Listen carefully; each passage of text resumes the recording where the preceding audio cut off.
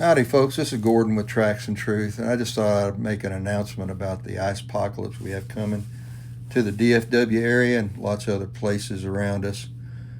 And I thought I'd make a video just right quick talking about some things that are important to stay safe during this time. When ice accumulates on lines and things, gets heavy, it can pull lines down and knock out your power and your electricity. So this is not about fear mongering or anything like that.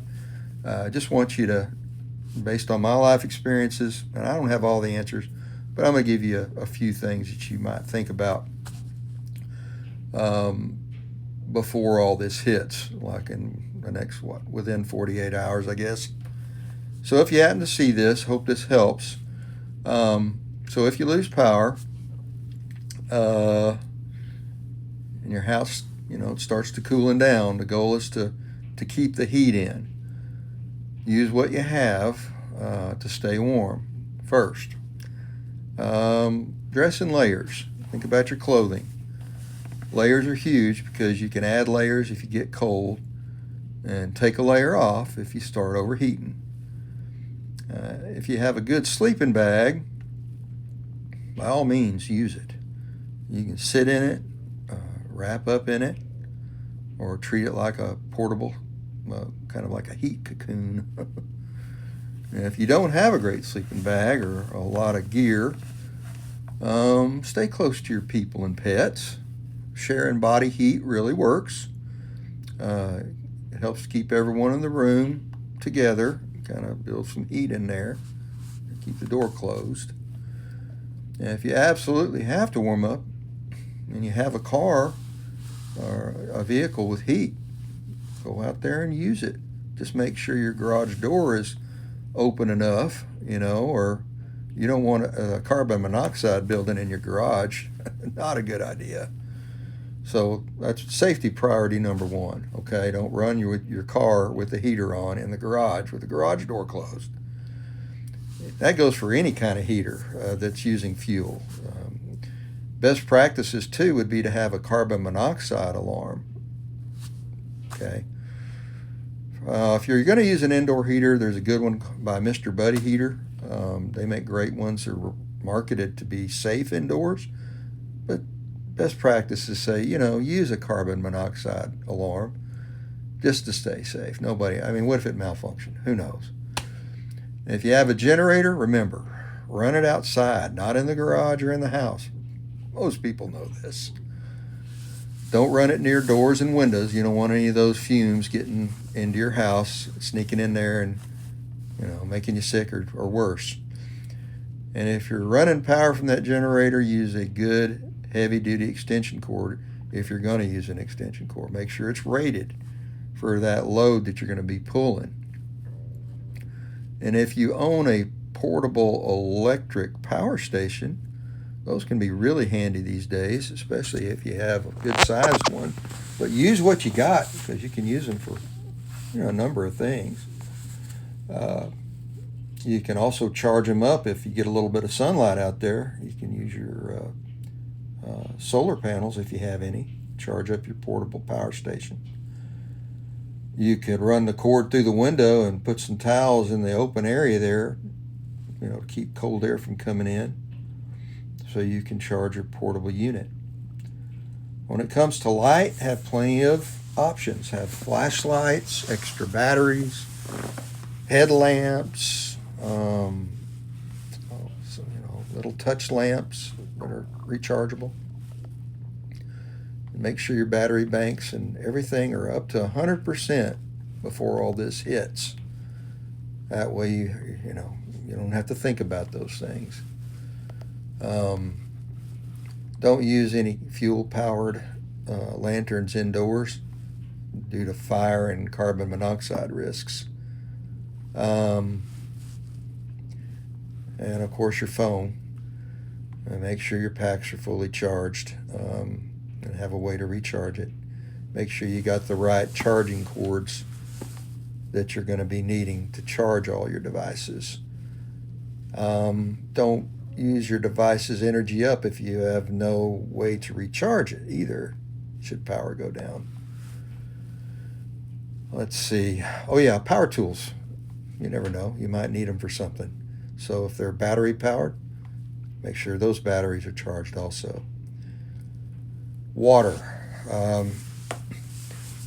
We've had situations in the past where in a winter storm we lost water. We weren't able to run our water. Pressure could drop or water may stop running altogether. So store up some water for yourselves. Put a couple of pitchers of water in your refrigerator. Have bottled water available. Fill up canteens. Anything that you have that you would drink pure water from. You could put water in your bathtub if you needed to use it for flushing your toilet. That's a good thing to have. You just keep a pitcher nearby. Just scoop it up, pour it in. Pour enough in there, it's going to flush.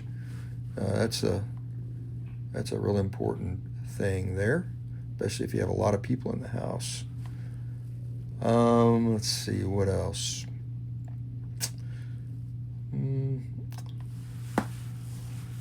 I guess that's it for water. Oh yeah, you might need it for cleaning. You could have a spray bottle. You could use it as a cleaning bottle if you needed to have a shower. Anyway, sponge bath is what they used to call them in the old days. Food.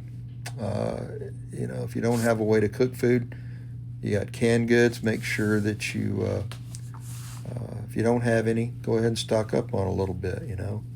Don't go crazy. There's a lot of people out there that need food. We don't want to empty all the shelves and not have enough to spare for everyone. Canned meals, peanut butter, tuna, protein bars, lots of things out there you can eat. It's not the end of the world here yet, so don't go crazy on all this. Have a manual can opener. Let's see. You can use an electric can opener if you have a portable power station or a generator. But why? It just takes a second to use a manual one. If you don't want to wash dishes, well, just have you some paper plates, plastic utensils, and trash bags to throw those things away. That way you don't have to use water to clean things up. So next, protect your pipes. If there's drafts come in your house, you want to seal those up. Pipe protection is pretty important though. Keep those outdoor faucets covered. If you don't have those, get some towels and wrap around them and then cover the towels up with a large styrofoam cup. There's ways of protecting those things. Don't let those go. They can cause you some problems if you don't protect them. That's kind of the DIY method. You can use a rubber band to hold, or even string, to hold those dish towels or towels in place around those outdoor faucets so they don't fall off in the wind.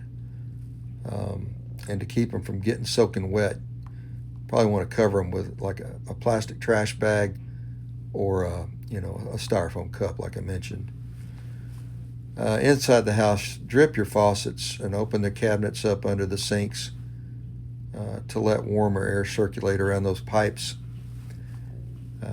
If you do have any toxic chemicals or anything that's dangerous underneath your sink, well, make sure that your pets and young children don't have access to those.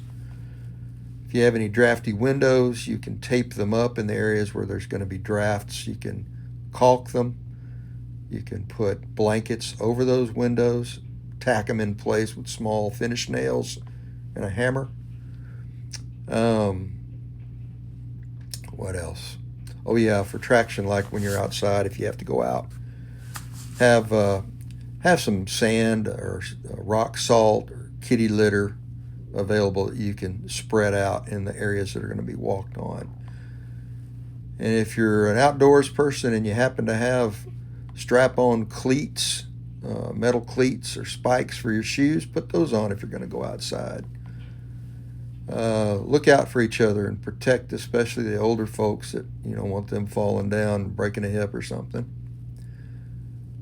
And gas up early. You know, don't want to be trying to get gasoline when it's frozen out there. If you have car chains, you might want to put those on before the ice storm if you think you're going to have to get out. Keep a basic kit in the car with you, like blankets, snacks, water, phone charger, ice scraper, and a traction aid if you should happen to get stranded out there. But if you do have tire chains, it's a lot easier to put those on before you leave instead of getting stuck, or if you slid off the road and you try to put those chains out on the road, out in the wind and the cold. It's much easier back home. If you need to use the restroom, you're stuck somewhere, have an empty bottle that you can use to urinate in with a lid to seal it. Now, I know there's plenty more that I could say about all this, but if you have any ideas that I have not mentioned, and I'm sure you do, feel free to leave them in the comments below for the help of others.